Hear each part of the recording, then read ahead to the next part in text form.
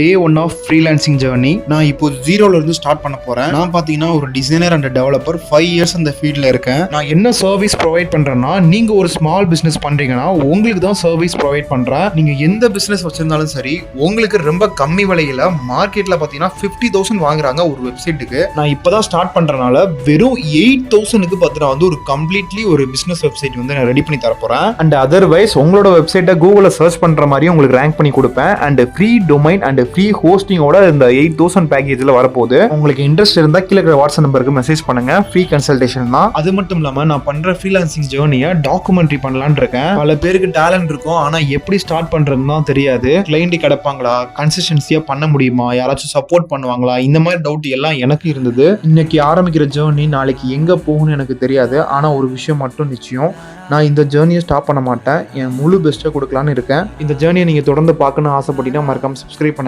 இந்த மொரட்டு designer journey ஒரு நாள் பெரிய ஸ்டோரியாகும் நம்புறேன். அதனால எல்லாரையும் நான் அடுத்த வீடியோல சந்திக்கிறேன்.